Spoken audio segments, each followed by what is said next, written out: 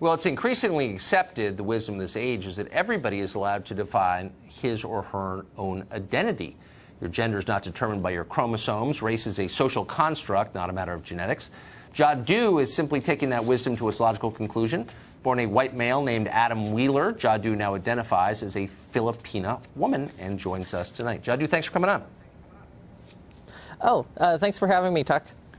So I'm not here to mock you, but just to ask you sincere questions. Among them, what does your mom think of this? Well, you know, she did eventually find out with, you know, all the stories going on about me and about my group. Yeah, she's kind of still trying to come to the realization that I'm not exactly joking. That you're not joking that you went from being a white man to a Filipina woman. Well, I mean, sorry, I'm sorry for. So what did she say? Did she accept that? Well, she saw one of the stories that went on about me, and you know, she came in the door, you know, like hysterically laughing, and I didn't know what was going on. I came downstairs, and she's holding a phone with a video that was made about me on YouTube, and she was just, you know, cackling, saying, this is the best thing ever. And you know, I can reflect on myself in the third person, and I can see why it's silly, and it is silly. It sounds like she doesn't take it that seriously. Yeah, and I try, so do you take it seriously?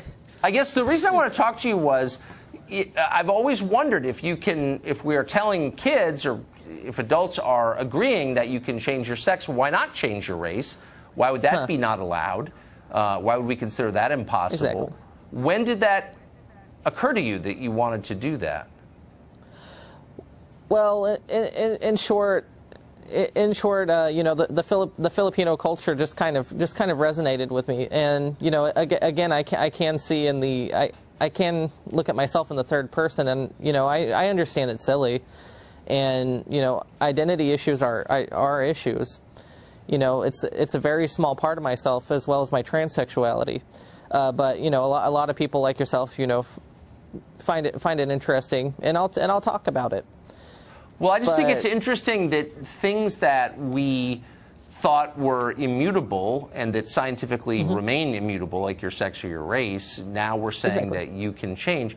I wonder, since you believe you've changed your race, do you think the rest of us spend, or the left particularly, seems to invest so much significance in race? You're this race, you're this race, each one is very different from the other. That's kind of the whole point of being a progressive now. Do you think they put too much emphasis on race? I think they do, and I think in some instances they use race as kind of a basis to divide people, and I'm talking about what's it called? And I'm talking about intersectionality, where you have two people that are all of a sudden enemies just for simply existing. You know, I don't like that. You know, I wish people would just talk to each other instead of trying to silence each other with you know, draconian systems that they try to implement into laws. Well, they must be deeply, I mean, I'm surprised I'm saying this, I agree with you completely. They must be deeply offended by you then. Exactly. You know, I tell a lot of people that, you know, the LGBT community and you know, there are some left communities as well that aren't as tolerant as they may seem. I actually think a lot of the same things you do. I'm just a little bit weird. Yeah. That's fair to say. I mean, yeah. I mean, your mom agrees. So I don't think it's news to anyone. So, like, we give all kinds of rewards based on race, and then we also punish on the basis of it. And you're saying, you're breaking the rules by saying, well, then I'm just going to change mine. I mean, that must drive the people who are making these rules totally crazy.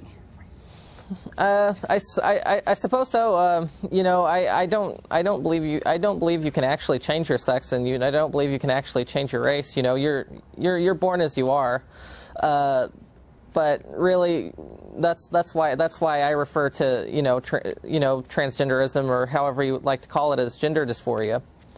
You know, like it is a problem, and even fully transitioned people, I would say, must be unhappy, because if you have to strive so differently from where you began, are you really happy?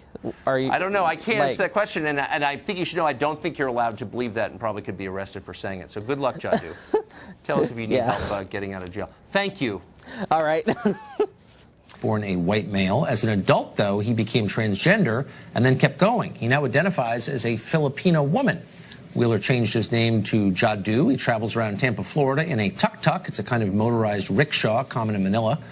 Kathy Aru is founding publisher of Catalina Magazine, and she joins us tonight to sort this out. So, Kathy, I'm glad you're here. Thank you. I'm a little out of it when it comes to what's acceptable and not on the left, and so you're kind of our spirit guide, our shaman. Thank you. Our Sherpa for this journey to the heart of insanity. Is this okay or not? This is totally okay. It's very American to be who you want to be.